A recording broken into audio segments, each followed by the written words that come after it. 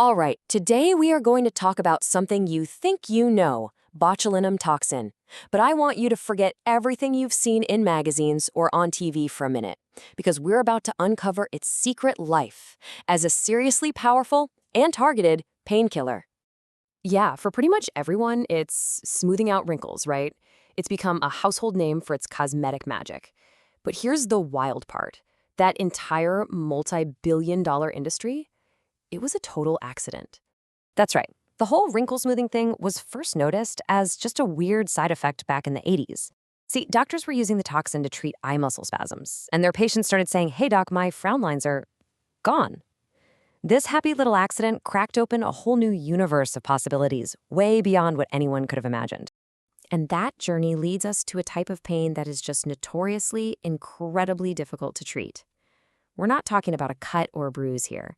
This is a pain that comes from deep within the nervous system itself.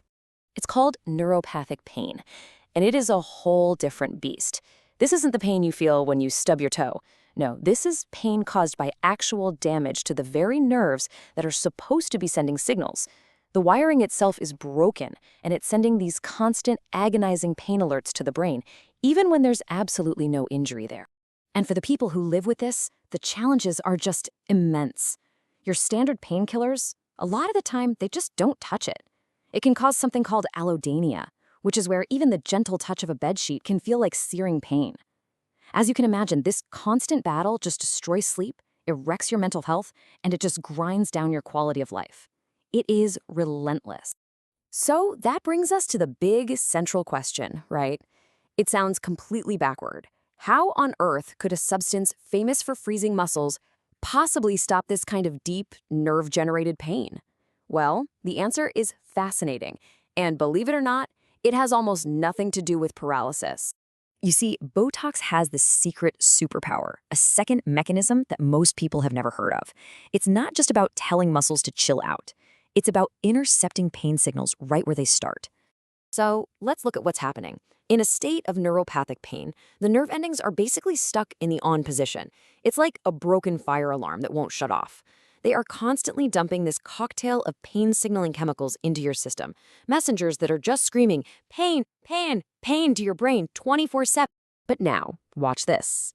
When Botox is injected, the toxin finds its way inside that overactive nerve ending, and once it's in, it acts like a tiny molecular pair of scissors. It literally cuts up the machinery that the nerve needs to send out those pain signals. The messengers get trapped inside, they can't get out, the alarm is silenced at the source. So let's just break that blockade down step by step. 1.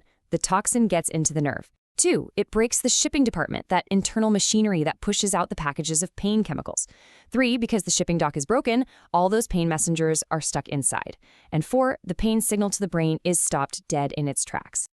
And this right here is the key takeaway. For this kind of pain, the effect has absolutely nothing to do with relaxing muscles. It's a totally separate biochemical process.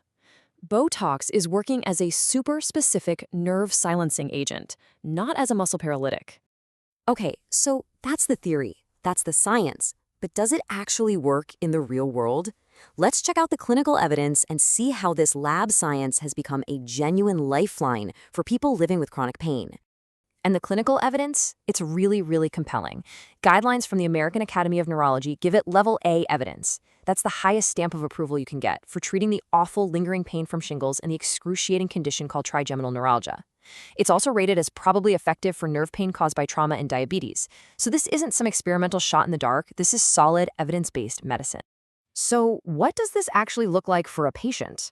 Well, it's a series of small, shallow injections done in a kind of grid pattern, targeted right over the specific area where the person feels the pain. This precision lets doctors deliver the medicine exactly where it needs to do its job. But honestly, charts and diagrams only tell you so much. The human impact, that's what really hits home. This quote is from a woman who had suffered from severe nerve pain in her foot for over a decade after an accident. After 2 treatments, her pain was down by 90%. For her, relief wasn't just a number. It was being able to wear boots again. It was getting her life back. And the positive effects just ripple outward from there. Studies consistently show that beyond the huge drop in pain, patients get much better sleep.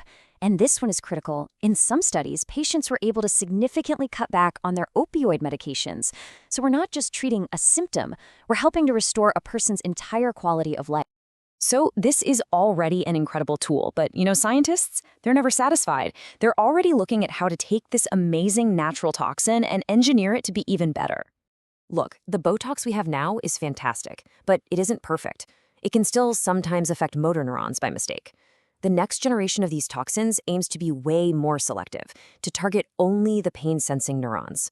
The goal is to go from a powerful but kind of blunt tool to a precision-guided weapon against pain, one that can deliver even stronger, longer-lasting relief. Ultimately, the mission behind all this cutting-edge research is crystal clear. Crank up the pain-killing effects to the max while completely designing out any of the unwanted side effects like muscle weakness. It's about creating a pure painkiller. So we end up right back where we started, with this truly remarkable substance. It's such a powerful reminder that sometimes the answers to our biggest medical challenges come from the most unexpected corners of the natural world. This journey, from a deadly poison to a cosmetic icon, and now to a sophisticated painkiller, leaves us with one final provocative thought. Could this toxin, in its next evolution, actually hold the key to a future where chronic pain is no longer a life sentence?